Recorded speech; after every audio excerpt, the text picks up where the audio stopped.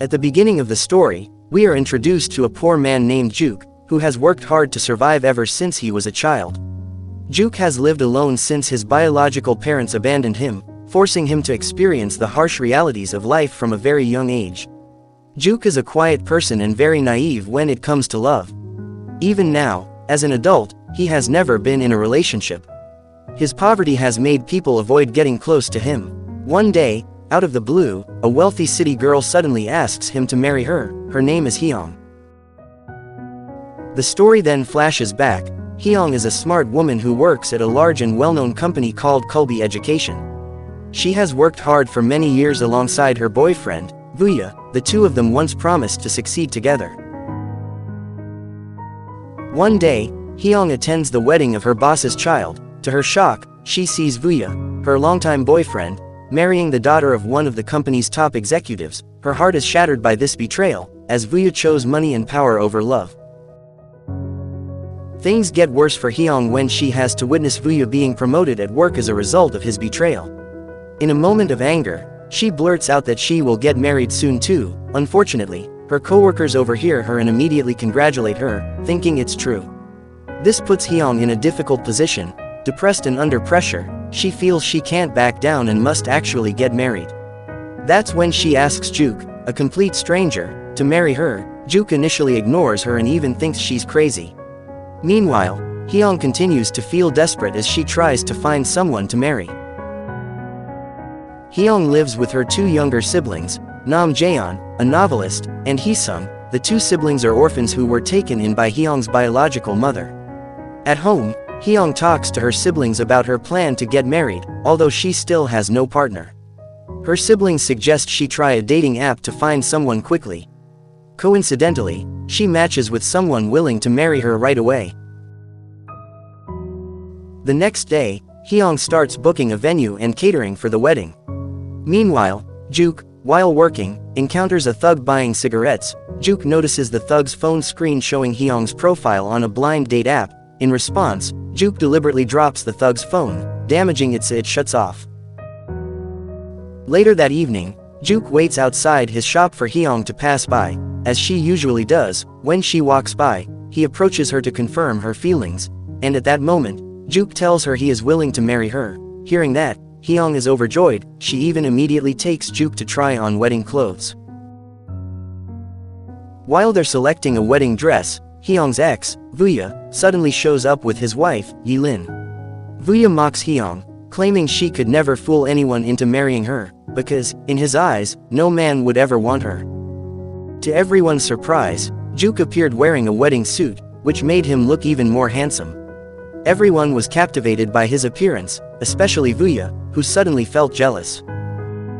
The next day, Hyung began handing out her wedding invitations. She even invited Mr. Jun, the head of the company where she worked. While handing out the invitations, Hyung's friends asked her how Juk had proposed. The question left her speechless. As if that wasn't enough, Vuya deliberately asked about her engagement ring. Again, Hyung could only stay silent. However, she firmly stated that she truly was getting married. After work, Hyung asked Juk to record a proposal video together. Unfortunately, Juk refused and even kicked her out.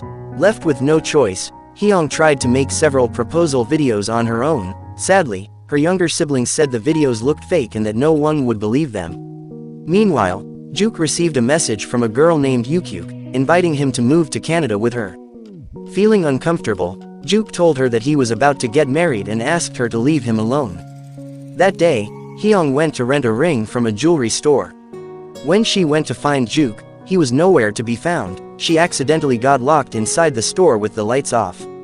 In the middle of that dark moment, a small light appeared, leading her to a sweet surprise, a marriage proposal made from jelly. Moments later, Juk arrived and officially proposed to Hyung, asking her to accept his proposal. 손님이 제일 좋아하는 거니까 하지. 가질 수 있어요. While arranging the jelly letters, Juk explained that he also needed to get married so his ex-girlfriend in Canada would stop bothering him. Afterward, Hyung gave him the ring she had rented. They agreed that 1 hour after the wedding, they would divorce and forget everything that had happened. On that quiet night, Kong Haejin, the heir of Kdrama Education, was shown. He accidentally found his mother's iPad and discovered that she had been reading adult romance novels. Upset, he left a harsh comment on the story, hoping to embarrass the writer enough to stop writing so his mother would stop reading those novels. Little did he know, the author was Jaeon, Hyung's adopted younger sibling. The next day, the long-awaited fake wedding between Hyung and Juk finally took place. The venue was filled with guests, including Hyung's mother, who pushed herself to attend her only daughter's wedding.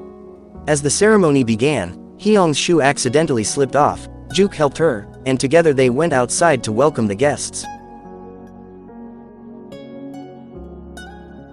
When Juk hugged Hyung's mother, she looked genuinely happy, but deep down, Hyung felt guilty for lying to her own mother. After the ceremony ended, just as promised, Juk gave back the wedding ring and tried to finalize the divorce. However, at that exact moment, Vuya and Yilin greeted them, interrupting the process. Yilin asked which hotel Hyung would be staying at for her honeymoon. Hyung replied that she'd be going to a hotel provided by the company. Unfortunately, Vuya and Yilin were also going to the same hotel. Out of desperation, Hyung begged Juk to come with her to avoid raising suspicion. When they arrived at the hotel, Vuya and Yilin wouldn't leave them alone. They seemed determined to expose the fake marriage. They even booked a room right next to Juk and Hyung's, making it even harder for them to keep up the act. As Juk was about to leave, Yilin came out and invited them to have breakfast together the next morning. This made Hyung ask Juk to stay with her for just one night, promising to keep her distance. In the hotel room, they counted the wedding gift money together while listening to Juk's story. Juk revealed that he was born from an illicit affair between his biological mother and father. Since he was a baby, he had been left with his grandmother because his mother chose to flee to Canada, ashamed of having a child out of wedlock. From that moment on, he got used to living in poverty. He was even given only plain water when he should have been getting milk like other babies. Hyung was speechless after hearing his story. She never imagined someone could suffer so much from birth. Meanwhile, elsewhere, Jaeon felt deeply hurt after reading a hateful comment from Kang Haejin and reported it to the police for defamation. The next day, Juk took Hyung to the airport for a training trip in the United States, which was part of the requirements for her promotion. Before leaving, Hyung gave Juk payment for agreeing to the fake marriage. She told him to forget about her and pretend they had never met. On the plane, Hyung was surprised to find that Juk had returned the money. Inside the envelope was also a letter from Juk, wishing her success in reaching her dreams and happiness in her life. 3 months passed, and Hyung had successfully earned the position she had been aiming for. The first thing she did was proudly show off her new title to Vuya, stating that she achieved it without hurting anyone. When she went to visit Juk at the store where he used to work, she found only a new employee there. Juk was gone. Elsewhere, the defamation case reported by Jaeon had reached the court. Kang Haejin's father, Mr. Bak, was furious. He ordered Haejin to handle the issue himself, warning that if it wasn't resolved within a month, he would be removed as the heir to Kulbi education. Kang Haejin went to the police station dressed like a poor man to avoid recognition. Jaeon was also there, having finally seen the face of the person who insulted her, but when their eyes met, Jaeon panicked and ran away in fear. Days passed, and Hyung still hadn't heard anything about Juk. For some reason, she suddenly found herself thinking about him constantly. She also felt a little guilty, realizing that it was thanks to Juk that she was able to get promoted at Kulbi education. Meanwhile, Juk was approached by a mysterious figure who intended to take him somewhere unknown. The next day, Hyung officially took on her long-awaited position. That morning, Juk unexpectedly appeared at Kulbi education and said he had missed her. He also told her he would now be working at the company. Hearing that Juk would be working there frightened Hyung. She didn't want her co-workers to know that Juk was her husband, especially since she had previously told everyone her husband had died in an accident. Juk couldn't tell Hyung the real reason he was working there, but one thing was clear: he was being forced by someone else. If he didn't follow their orders, his mother in Canada would be in danger. Whatever was going on, Juk was now under the control of that mysterious person. While outside, Hyung accidentally saw a child who looked like he was in pain. When she approached him, she found the child covered in bruises from being beaten. Realizing that the child was likely abused by his parents, Hyung began recording the scene. Unexpectedly, The boy's father noticed what Hyung was doing and quickly intervened to stop her. Juk, who witnessed the situation, rushed in to help Hyung. Because of the scuffle, everyone was taken to the police station. Fortunately, a lawyer sent by the company arrived just in time to release Hyung and Juk.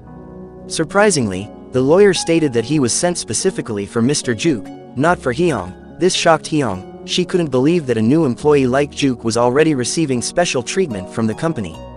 Juk himself was confused about the true reason he was required to work there. The only person who might have the answer was the mysterious man who had visited him the day before. Once everything was settled, Hyung treated the wounds on Juk's face. At that moment, her curiosity about who Juk really was grew even stronger. After Hyung left, the same mysterious man returned to pick Juk up. That man turned out to be Mr. Jang, a manager at Kulbi Education. Not only that, Mr. Jang gave Juk a luxury apartment, a credit card, and even a car to support his needs. When Juk asked what all this meant, Mr. Jang replied that none of it was his own doing. He was merely following orders from someone who was constantly monitoring Juk. Juk was told that he had to take over Kulbi Education from its current leadership. Meanwhile, Kang Haejin was summoned by his father, the current head of Kulbi Education.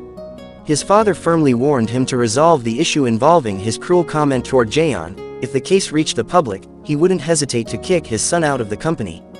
According to him, running the company required true capability, especially since many people were eyeing his position. Just as Kang Haejin was about to sign an agreement, his mother stepped in and stopped him. She asked the court to include an additional clause. If her husband ever tarnished the company's reputation, all assets would be transferred to her. Back at the office, Juk surprisingly joined Hyung's team. This made Hyung even more nervous, as she feared people might suspect that Juk was her husband. Now holding a high position, Hyung used her authority to invite all her employees out for drinks. While drunk, Hyung threatened Juk, demanding that he never tell anyone he was her husband. To her, Juk was like a ticking time bomb that could destroy her career at any moment. Unfortunately, one of their colleagues overheard the conversation, but Hyung didn't notice. Despite scolding him, Hyung still asked Juk to drive her home. During the drive, Juk expressed guilt and revealed his intention to leave the company. He didn't care what might happen to him, he just wanted to protect Hyung, but at that moment, Hyung had fallen asleep and didn't hear a word he said. The next day, Juk planned to resign. However, before he could do so, he learned that Hyung had been summoned by the company's board. Someone had reported her for calling Juk a ticking time bomb, and now she was in serious trouble. The board decided to fire Hyung, but just before the decision was finalized, Juk suddenly appeared and held Hyung's hand, declaring that he was her legal husband.